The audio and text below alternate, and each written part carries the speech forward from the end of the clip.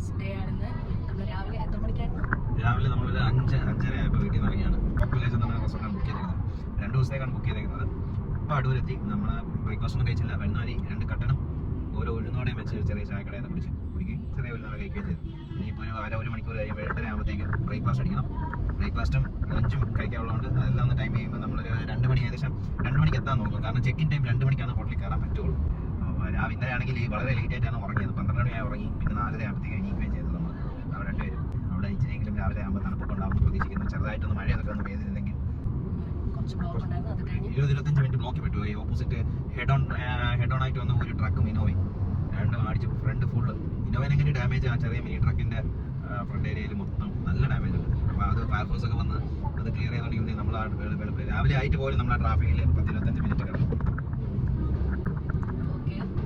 അപ്പം നമ്മൾ പോകുന്ന വഴി തൊടുപുഴ വഴിയാണ് പോകുന്നത്. എല്ലാം ഓക്കെ, നമുക്ക് കാണണമെന്ന് ആഗ്രഹമുണ്ട്. എന്തെങ്കിലും ബ്രേക്ക്ഫാസ്റ്റ് കഴിക്കുമ്പോൾ ഒന്ന് നോക്കണം. ഓൺ ദ വേ വല്ലോ സൈറ്റ് സീയിങ്ങിന് പറ്റിയ സ്ഥലമോ നല്ല ഫോട്ടോഗ്രാഫോ വീഡിയോ എടുക്കാൻ പറ്റിയ സ്ഥലം ഉണ്ടെങ്കിൽ അവിടെ ഒന്ന് ടച്ച് ചെയ്തിട്ട് വേണം പോക്ക് വില്ലേജിലോട്ട് നമ്മൾ.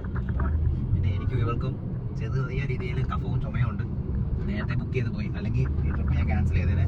നേരത്തെ നമ്മളെല്ലാം ബുക്ക് ചെയ്ത് പോയി. റേസ് ഗൈഡെല്ലാം ചെയ്യാൻ പറ്റുന്നില്ല. അപ്പോൾ പിന്നെ വെറുതെ പൈസ വേണ്ടല്ലോ എന്ന് വെച്ചിട്ടാണ് നമ്മൾ പിന്നെ വീട്ടിൽ നിന്ന് ഇറങ്ങിയത്.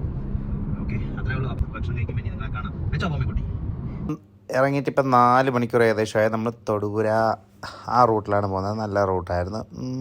വഴിയിൽ ബൊമ്മിക്കുട്ടി ഉറങ്ങിക്കൊണ്ടിരിക്കുകയാണ് ഇപ്പം. അങ്ങനെ നമ്മൾ ഉച്ചയൊക്കെ ആയപ്പോൾ നമ്മളൊരു ഹോട്ടലിൽ കയറി. ബൊമ്മിക്കുട്ടി ആണെങ്കിൽ ഒരു ബട്ടർ നാനും അൽഫാമും ഓർഡർ ചെയ്തു. ഞാനാണെങ്കിൽ ഒരു കിരി ബിരിയാണി ബീഫിൻ്റെ ആയിരുന്നു. നല്ല രുചിയുണ്ടായിരുന്നു. ഫ്ലോറ ആൻഡ് ഫോണ എന്ന് പറഞ്ഞ ഒരു എക്കോ പാർക്കിൻ്റെ തന്നെ റെസ്റ്റോറൻ്റാണ്. റെസ്റ്റോറൻറ്റിലാണ് നമ്മൾ കയറിയത്. അപ്പോഴാണ് ഫ്ലോറ ആൻഡ് ഫോണ എന്ന് പറഞ്ഞാൽ ഈ ഒരു പാർക്ക് നമ്മൾ കണ്ടത്. അവിടുത്തെ ആൾക്കാർ നമ്മൾ ഗൈഡ് ചെയ്യാണ്. ഇവിടെ കുറേ എക്സോട്ടിക് ക്രീച്ചേഴ്സ് ഉണ്ടെന്നൊക്കെ പറഞ്ഞ്. ഒരു ടിക്കറ്റിൻ്റെ വില 650 അഡൽറ്റിനും 400 ചിൽഡ്രൻസിനുമാണ്. പക്ഷേ അവർ നമ്മൾ മലയാളിയാണെന്നുള്ളതുകൊണ്ട് അവർ പറഞ്ഞ് 400 രൂപ മതിയെന്ന് പറഞ്ഞ്. ജസ്റ്റ് എന്തായാലും ഇവിടെ വന്ന് ഭക്ഷണം കഴിച്ചപ്പോൾ ഇങ്ങനൊരു സംഭവം കണ്ടപ്പോൾ ഒന്ന് കയറി നോക്കാമെന്ന് വെച്ചാൽ കയറി. ഇത് കോയ് വിഷിൻ്റെ ഒരു ഏരിയ ആണ്. ഒരു ഫ്രണ്ടിൽ ഫസ്റ്റ് നമ്മൾ കയറുമ്പോൾ തന്നെ ഇതാണ്. നമുക്ക് ഫീഡ് ചെയ്യാനും ഫുഡ് തരും. വളരെ കുറച്ച് നമുക്ക് തരും. അത് നമ്മൾ ഡിപ്പ് ചെയ്താൽ മതി. അതിങ്ങനെ മടക്കി പിടിച്ചിട്ട് ഉള്ളിലോട്ട് ഡിപ്പ് ചെയ്താൽ മതി. എനിക്കാണെങ്കിൽ മീനുകളെ തൊടുന്നത് അറപ്പാണ്. എങ്ങനെയൊക്കെയോ പേടിച്ച് ഇതാണ് എല്ലാം വായും തുറന്ന് വിഴുങ്ങാൻ വരുന്നതുകൊണ്ടാണ് ഞാൻ കൊണ്ടിട്ടിട്ട് അപ്പം തന്നെ പിൻവലിച്ചേട്ടാ. പക്ഷെ ബൊമ്മിക്കുട്ടിക്ക് ഭയങ്കര ഇഷ്ടമായി, മീനുകളെയൊക്കെ ഇഷ്ടമായി. അവൾക്ക് പിന്നെ ഈ വീഡിയോ കാണുന്നോട്ടല്ല, നല്ല കളറുകളായിരുന്നു കേട്ടോ. നല്ല ഭംഗിയുണ്ടായിരുന്നു കാണാൻ. എനിക്ക് ഈ തൊടുന്നതിലുള്ള അറപ്പുള്ളതോ അവിടെ ഇഗ്വാന ഇതിൻ്റെ അറ്റത്ത് തന്നെ കിടപ്പുണ്ട്. ഞാനും ആലോചിച്ച് ഈ ഇഗ്വാന എന്ത് മീനെ പിടിച്ച് കഴിക്കത്തേന്ന്. എനിക്ക് തൊടണമെന്ന് പറഞ്ഞാൽ ബൊമ്മിക്കുട്ടിയാണെങ്കിൽ ചെന്ന് അതിലൊക്കെ കയറി തൊടാനൊക്കെ ശ്രമിച്ച്. എന്നിട്ട് തൊട്ട് പേടിയുണ്ടായിരുന്നു. പിന്നെ ഇതിനകത്ത് മക്കാവും ഉണ്ട് കേട്ടോ. പിന്നെ നമ്മളതിനെ പിടിക്കാനൊന്നും പോയില്ല. അതിങ്ങനെ ഓപ്പണായിട്ട് തുറന്നിട്ടേക്കാണ്. ആ ഒരു ചെറിയ പ്രിമിസസിൻ്റെ ഉള്ളിൽ തന്നെ മക്കാവ് 2 ഉണ്ടായിരുന്നു. പിന്നെ ആടുണ്ട്, പല കിളികളുണ്ട്, ചെമ്മരിയാടുണ്ട്, പല ആടുകളുണ്ട്. എല്ലാം അവിടെ ഒരു ഗൈഡുണ്ട്. നമ്മളെല്ലാം എക്സ്പ്ലെയിൻ ചെയ്യുകയൊക്കെ ചെയ്യും. എന്താണ് ഇതൊരു ടൈപ്പ് മയിലാണ്. ലോകത്തിലെ ഏറ്റവും ചെറിയ മയിൽ എന്നാണ് പറയുന്നത്. എന്തോ പലാവനോ അങ്ങനെ എന്തോ ഒരു മയിലാണ്.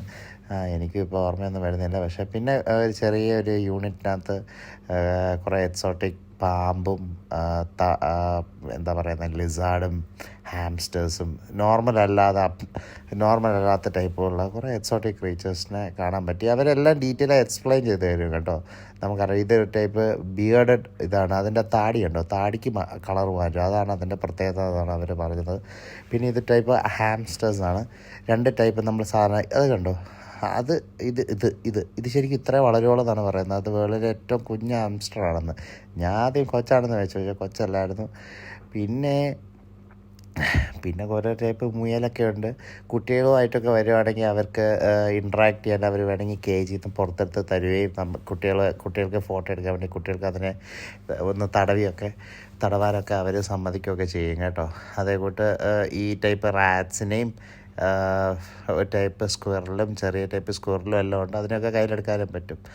അതിന് ശേഷം നമ്മൾ വൈകുന്നേരമായപ്പോൾ നേരെ ഹോട്ടലിലോട്ടാണ് പോയത്. ഞാൻ ഹോട്ടലിൽ ചെന്ന് ഡ്രസ്സ് മാറി നേരെ പൂളിലോട്ട് ഇറങ്ങി.